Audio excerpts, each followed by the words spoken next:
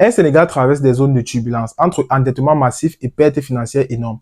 Le Premier ministre Ousmane Sonko a un plan pour faire redécoller la compagnie aérienne. Et donc, dans cette vidéo, on va simplement décrypter ce plan. Donc, reste bien jusqu'à la fin pour tout savoir.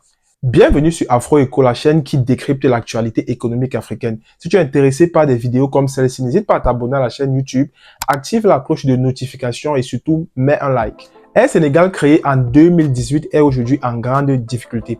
Avec une dette colossale déjà de 150 millions de dollars et des pertes successives en 2022, 89 milliards de francs CFA, en 2023, 57 milliards de francs CFA. Pourtant, le gouvernement avait déjà injecté 181 milliards de francs CFA dans la compagnie nationale pour essayer de la faire redécoller. Et même en 2022, un plan de relance avait été mis sur pied, mais ce plan n'a été achevé qu'à 5%. Vous demandez certainement comment Air Sénégal a fait pour en arriver là. Quand on sait que Air Sénégal a connu une croissance fulgurante avec des dessertes dans la plupart des pays européens.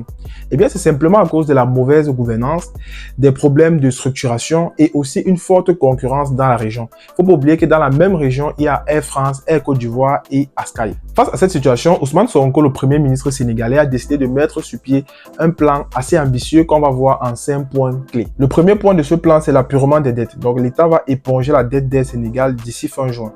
Le deuxième point, c'est l'injection de liquidités. Donc, 16 milliards vont être injectés pour ramener justement les fonds propres de la compagnie à zéro. Le troisième point, c'est la réduction de la flotte et des dessertes. Donc, en fait, on va maintenir uniquement les vols qui sont rentables et supprimer les vols superflus. Le quatrième point, c'est la création d'Air Sénégal Express. Donc, une filiale sera créée dédiée aux vols domestiques et régionaux. Donc, avec des avions un peu plus petits pour être efficaces. Le cinquième point, justement, c'est un audit approfondi, un plan stratégique 2025-2029. Donc, pour justement résoudre les problèmes structurels et avoir une gestion plus saine et une vision à long terme. Et donc, le nouveau directeur général, Tidjane Diagne, a été chargé de piloter cette transformation. La question qu'on se pose, c'est est-ce que ce plan est vraiment réalisable et est-ce qu'il est vraiment suffisant? Parce que nous savons très bien que le Sénégal a d'autres préoccupations économiques depuis notamment cette publication de rapport d'audit là. Donc, le Sénégal doit réduire son budget. Est-ce que le Sénégal aura assez de moyens pour injecter dans Air Sénégal? Le deuxième point, c'est aussi la concurrence dans la sous-région.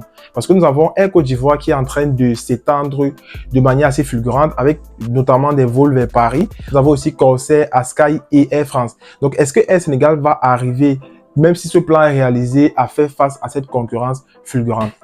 En conclusion, l'avenir reste assez incertain pour Air Sénégal. Parce que déjà, la première question est de savoir est-ce que ce plan va être réalisé? Et la deuxième question, c'est est-ce que Air Sénégal va pouvoir se réinventer, innover pour pouvoir justement battre la concurrence qui est Air Côte d'Ivoire, Air France et les autres compagnies de la sous-région.